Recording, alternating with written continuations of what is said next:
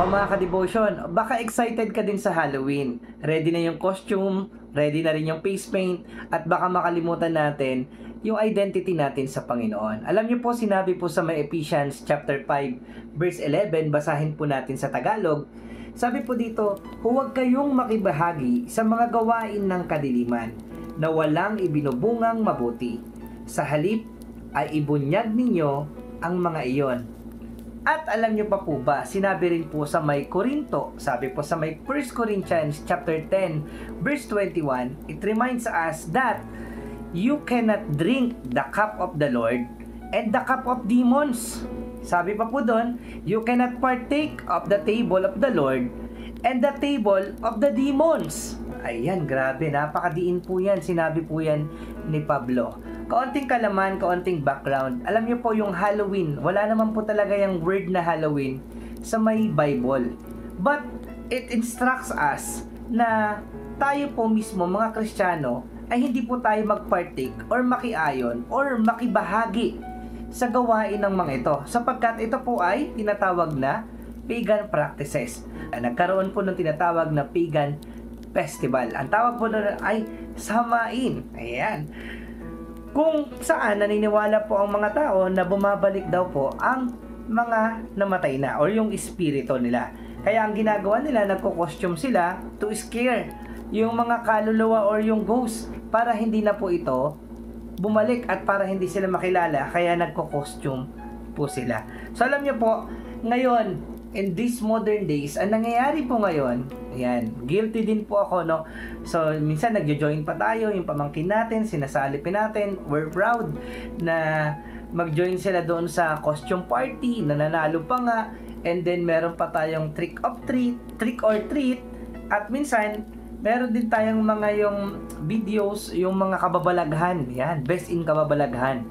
Meron po, I remember, nung agent po ako, nag-join kami dyan, nanalo po kami yung sa may best in kababalaghan yung aming ginagawang parang video, yon. So, ang gusto ko lamang pong sabihin, mga ka-devotion, hindi po lahat ng fun, hindi lahat ng masaya ay tama na gawin natin or ayunan natin. Rather, hindi po dapat natin ginagawa yung mga bagay na sa tingin natin is hindi naman talaga nagpo-provide ng mga makabuluhan para sa Panginoon or hindi kaaya-aya sa paningin ng Panginoon. Kaya minsan, 'di ba, minsan naguguluhan tayo, gumagawa tayo. Pero hindi ba natin na-realize na nilalagyan lang 'yun ng mga glitters ng demonyo para yung kasalanan magmukhang hindi kasalanan or maging harmless, 'di ba?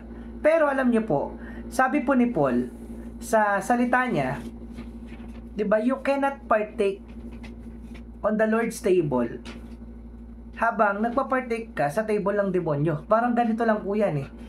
You are holding hands with the demon, 'di ba? Parang simba ka dito ng Sunday, kay Jesus ka, pero pagdating ng Friday, vampira ka. So instead of celebrating Halloween this October 31 or November, let's celebrate Halloween. Yan. So ano po yung Halloween? For me, ito po yung ginawa ko. It's spread po natin yung fruit of the Holy Spirit. So, paano po yun? Siyempre, pupunta po tayo sa mga family natin kasi alam niyo po, yung iba po sa atin, nagpupunta po talaga yan sa sementeryo. And hindi naman po lahat nagse-celebrate. They just want to go to the cemetery to remember, yan, yung mga yumao. And then, nakikita-kita na rin yung mga kamag-anak. So, gamitin po natin yung time na ito to spread yung fruit of the Holy Spirit. Ano po yung fruit of the Holy Spirit? Gentleness, love, joy, peace. Yan po yung dapat nating spread this season. Alam nyo po, ang Panginoon nating Jesus ay victorious. Hindi po natin sineselebrate ang kamatayan, sineselebrate po natin yung victory ng Panginoon. So instead of celebrating Halloween, let's celebrate Halloween. Do not spread the works of the evil spirit. That's it for today, mga ka-devotion.